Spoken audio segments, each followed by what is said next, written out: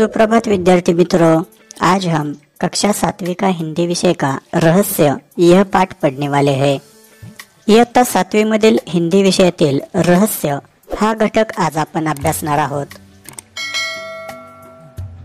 सुनो, समझो और पढ़ो।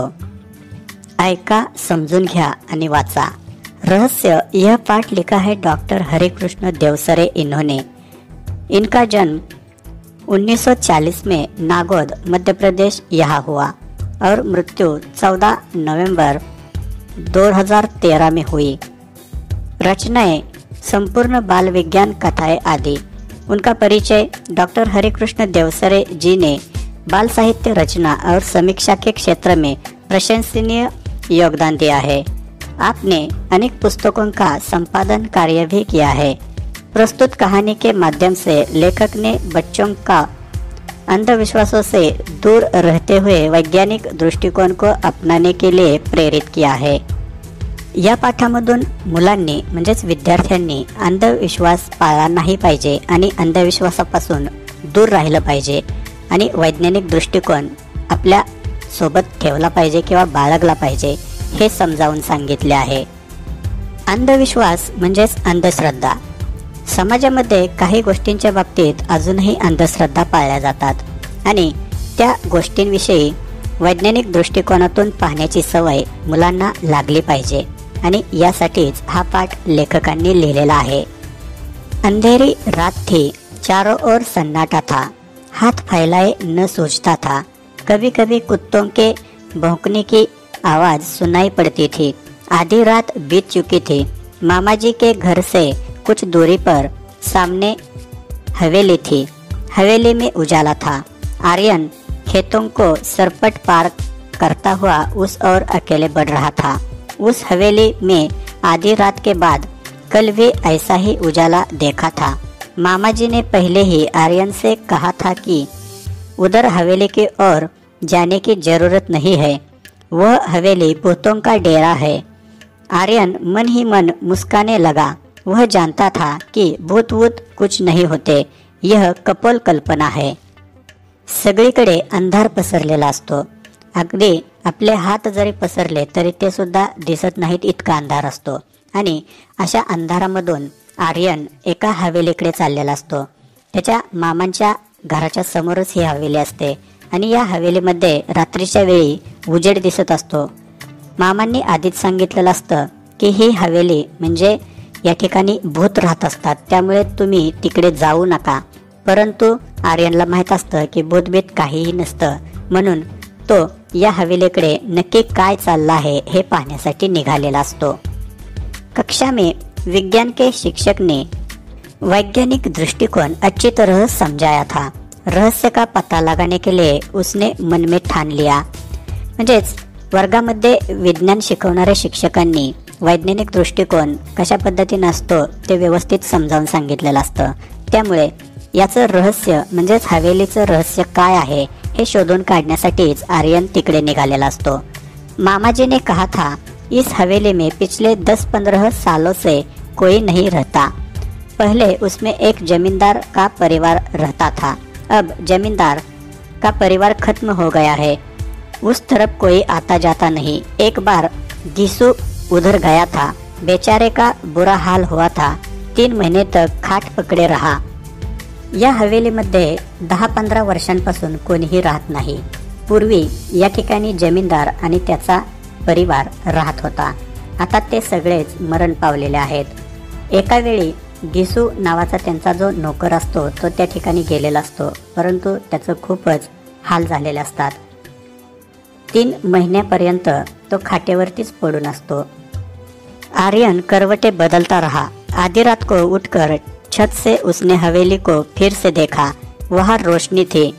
गर्मी की छुट्टियां बिताने के लिए वह मामाजी के घर आया था। यह एक समृद्ध गांव है। मामाजी के पास एक विदेशी डिजिटल कैमरा भी है। यह बात आर्यन को मालूम थी। मामाजी की एक लड़की थी, उसका नाम था कनिष्का। आर्यन ने कनिष्का से कुछ सलाह मशवरे किया। दोनों बहादुर थे। अगला कदम उठाने के लिए उन्होंने कमर कस ली।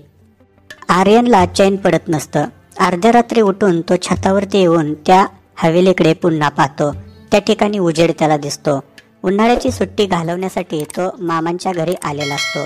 हे एक समृद्ध गाव असतं आणि मामांच्या जवळ एक डिजिटल कॅमेरा सुद्धा असतो आणि ही गोष्ट आर्यनला माहीत असते. मामांची एक मुलगी असते कनिष्का. दोघं सुद्धा खूप बहादूर असतात म्हणून पुढचं पाऊल उचलायचं त्यांनी ठरवलेलं असतं. अगली सुबह उसने मामाजी से कैमरा मांग लिया. मामी जी को साथ बैठा कर मामा जी का फोटो लिया. फिर मामा मामी और कनिष्का के भी फोटो खींचे. कनिष्का ने मामा मामी के साथ आर्यन के भी फोटो खींचे. मामा मामी जी बहुत खुश थे. मामा जी ने कैमरे की तारीफ के पुल बांधते हुए कहा, रात में मामूली रोशनी में बिना फ्लॅश गन के भी यह तस्वीर खींच लेता है. म्हणजेच दुसऱ्या दिवशी सकाळी आर्यनने मामांकडून कॅमेरा मागून घेतलेला असतो आणि त्यामधून मामा मामी त्याचबरोबर कनिष्का यांचे फोटो सुद्धा काढले. तसेच कनिष्कानेही आर्यनचे आणि मामा मामींचे फोटो काढलेले असतात. मामा सुद्धा या कॅमेऱ्याची खूप तारीफ करतात. ते सांगत असतात की संध्याकाळच्या वेळी अगदी कमी उजेड असतो त्यावेळेस सुद्धा बिगर फ्लॅशचे सुद्धा चांगले फोटो हा कॅमेरा घेत असतो. कमाल का लेंस लगा है इसमें. आर्यन ने अब कैमरा अपने पास रख लिया था. कैमरा पाकर आर्यन और कनिष्का बहुत प्रसन्न थे. वे दोनों रात होने का इंतजार करने लगे. रहस्य का पता लगाने का यह अच्छा अवसर था. आर्यनने कॅमेरा आपल्या जवळच ठेवलेला असतो. कॅमेरा मिळाल्यामुळे आर्यन आणि कनिष्का खूपच आनंदी असतात. हवेलीचं रहस्य उघड करण्यासाठी त्यांना या कॅमेराची खूप आवश्यकता असते. अंधेरा होते ही दोनों घर से निकल पड़े. हवेली सामने थी. अंदर से हंसी और कहकहों की आवाजें सुनाई पड़ रही थी. आर्यन और कनिष्का ने पहले चारों ओर ध्यान से देखा. कोई खतरा नहीं था. अंधार पडल्यानंतर कनिष्क आणि आर्यन हे दोघे जण घरातून बाहेर पडतात आणि हवेलीकडे जातात. हवेलीच्या आतून हसण्याचे आवाज येत असतात. आर्यनने सगळीकडे पाहिलं. कुठेही काही खतरा म्हणजेच धोका नसतो. वे दबे पाव हवेली में चले गए. बीचों बीच एक बड़ा कमरा था. उसका दरवाजा अंदर से बंद था. खिड़कियां नीचे से बंद थी लेकिन ऊपर से खुली थी. दोघेही दबक्या पावलांनी हवेलीच्या आतमध्ये जातात. हवेलीमध्ये मधोमध एक मोठा किंवा मोठी खोली असते आणि त्याचा दरवाजा आतून बंद असतो परंतु खिडक्या खालून बंद असतात परंतु वरून उघड्या असतात. बड़ी सावधानी से आर्यन ने अंदर झांक कर देखा. हट्टे कट्टे मोटे तगड़े बड़ी बड़ी मूछे वाले कई लोग पगड़ी बांधे बैठे थे. उनके साथ कमीज और पैंट पहने हुए भी कुछ लोग थे. उनकी आंखों से आग बरस रही थी. आंखें लाल लाल थी. सबके चेहरे डरावने थे. उस समय वे खाने में मस्त थे. कोई हड्डी चबा रहा था तो कोई रोटियां तोड़ तोड़ कर मुंह में डाल रहा था. आर्यन ने उन्हें ध्यान से देखा. उनके गले में कारतूस सी पेटी लटक रही थी. बंदूकें और तलवारें भी रखी थी. कुछ लोग लुढ़के हुए पड़े थे. आतल्या खोलीमध्ये आर्यनने खूपच सावधानीने पाहिलं आणि त्या ठिकाणी मोठी मोठी माणसे असतात जे खूपच ताकदवान. त्याचबरोबर मोठे मोठे मिशावाले पगडी बांधलेले असतात. त्याचबरोबर काही पॅन्ट शर्ट घातलेलेही माणसं असतात आणि ते जेवण करण्यामध्ये गुंग झालेले असतात. हे सर्व आर्यनने अगदी सावधानीनेच पाहिलेलं असतं. त्यांच्याजवळ बंदुके असतात, तलवारे असतात. काही जण तेथेच पडलेले सुद्धा असतात. कोणी हाडके चावत असतात तर कोणी रोट्या तोडून तोडून तोंडामध्ये टाकत असतं. अशा प्रकारे ते जेवणामध्ये अगदी गुंग झालेले सर्वजण असतात. आर्यन ने इशारा किया. कनिष्का ने बड़ी सावधानी से कैमरा निकाला. गैस बत्तियों की रोशनी इतनी तेज थी कि बड़ी आसानी से फोटो लिया जा सकता था. बस उसने फटाफट कई फोटो खींचे और वे घर की ओर चल पड़े. अगले दिन सवेरे सवेरे आर्यन ने साइकिल उठाई और नारायणपुर की ओर चल पड़ा. वहाँ फोटोग्राफर की एक दुकान थी. आर्यनने इशारा केल्यानंतर कनिष्काने खूपच सावधानीने कॅमेरा काढला आणि त्या ठिकाणी गॅस बत्तीचा उजेड इतका असतो की खूपच सहजपणे फोटो काढणे शक्य होते. मग पटपट तिने खूप सारे फोटो त्या ठिकाणी काढले आणि ते घरी निघाले. घरी गेल्यानंतर दुसऱ्या दिवशी सकाळी आर्यन लवकर उठला आणि सायकल घेऊन नारायणपूरला गेला. त्या ठिकाणी एका फोटोग्राफरचं दुकान असतं. सभी फोटो तयार कराकर शाम तक वह लौट आया. म्हणजेच फोटो व्यवस्थित तयार करून तो संध्याकाळपर्यंत घरी आला. कनिष्का ने अपने पिताजी से कहा, आप कहते हैं भूतों के पैर उल्टे होते हैं, उनकी छाया नहीं होती, उनके फोटो नहीं ले सकते, लेकिन कल रात हम भूतों के डेरे पर गए थे, वहाँ कुछ फोटो लिए हैं, जरा देखिए. तो उन्होंने फोटो पिताजी को दिखाए. कनिष्का आपल्या वडिलांना म्हणते की तुम्ही सांगत असता भूतांचे पाय उलटे असतात, त्यांना सावली नसते, त्यांचे फोटो काढले जाऊ शकत नाहीत, परंतु आम्ही काल भूतांच्या हवेलीमध्ये गेलो होतो आणि तिथे काही फोटो घेतलेले आहेत, ते तुम्ही पहा. उन्होंने फोटो पिताजी को दे दिए. त्यांनी फोटो पिताजींना म्हणजे वडिलांना दिले. वे परेशान हो उठे. उन्हें ऐसा खतरनाक काम पसंद न था. फोटो देखकर उनके आंखें खुली की खुली रही. बोले, तो क्या भूत इंसानों जैसे होते हैं? कनिष्काचे वडील नाराज झालेले असतात. त्यांना असलं खतरनाक केलेलं काम आवडत नसतं. त्यांनी फोटो पाहिल्यानंतर त्यांना आश्चर्य वाटतं. ते म्हणतात, भूत काय माणसांसारखे असतात? इंसानों जैसे नहीं, इंसान ही भूत है. देखिए ना, इनके पैर सीधे हैं, इनकी छाया भी है और इनका फोटो भी आ गया. असल में भूत वूत की अफवाह है. कोई हवेली की तरफ न जाए, उनका रहस्य न खुले, इसलिए उन्होंने भूत होने की अफवाह फैलाई है.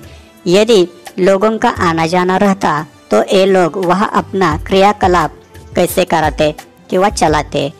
फिर कुछ रुककर बोला, आप मेरे साथ थाने चलेंगे? मुझे इस मामले में बहुत गड़बड़ लगती है, आर्यन ने कहा. आर्यन म्हणतो की हे भूते माणसासारखी नाहीत तर माणसंच आहेत. पहा ना, त्यांचे पाय सरळ आहेत, त्यांना सावली पण आहे आणि फोटो सुद्धा आलेले आहेत. भूतभीत काही नसतं, ती एक अफवा आहे आणि त्या हवेलीच्या बाजूला कोणी जाऊ नये म्हणून ही अफवा या माणसांनीच फैलावलेली आहे, असं तो सांगत असतो. मग तो म्हणतो की तुम्ही माझ्याबरोबर पोलीस स्टेशनला याल का? यामध्ये मला काहीतरी गडबड दिसत आहे, असं आर्यन म्हणतो. थानेदार ने फोटो देखते ही कहा, इन डाकुओं के गिरोह ने कई वर्षों से बहुत उत्पात मचा रखा है. डकैती, राहजनी इनका पेशा है. कई वर्षों से इनकी तलाश की जा रही है. इनको पकड़ने के लिए पुलिस ने अपना खून पसीना एक कर दिया था. शाबाश, तुम दोनों बहुत ही बहादुरी का काम कर लिया है. कहाँ है ये? आप तैयारी कीजिए, ठिकाना मैं बताता हूँ, आर्यन ने कहा. पोलीस स्टेशनमध्ये गेल्यानंतर त्यांनी ते फोटो तिथल्या इन्स्पेक्टरला दाखवले. इन्स्पेक्टरने फोटो पाहिल्यानंतर सांगितलं की हे डाकू आणि त्याची झुंड किंवा त्याची टोळी खूप वर्षांपासून खूपच लोकांना त्रास देत आहे. डकेती त्याचबरोबर राहजनी म्हणजेच लुटमार करणे हाच त्यांचा धंदा आहे आणि खूप दिवसांपासून त्यांना पकडण्यासाठी पोलीस खूप कष्ट घेत आहेत. तुम्ही दोघांनी खूपच चांगलं काम, बहादुरीचं, शौर्याचं काम केलेलं आहे. हे कुठे आहेत ते सांगता का? मग आर्यन सांगतो की तुम्ही तयारी करा, ते कुठे आहेत ते मी सांगतो. उस रात भूतों के डेरे पर पुलिस ने छापा मारा. दोनों ओर से गोलियां चली. सवेरे होते होते डाकुओं ने हथियार डाल दिए. उनके कुछ साथी मारे गए और कुछ पकड़े गए. गांव वालों ने हवेली में बसे भूतों को देखा तो चकित रह गए. सभी डाकुओं के आतंक से मुक्त हो गए.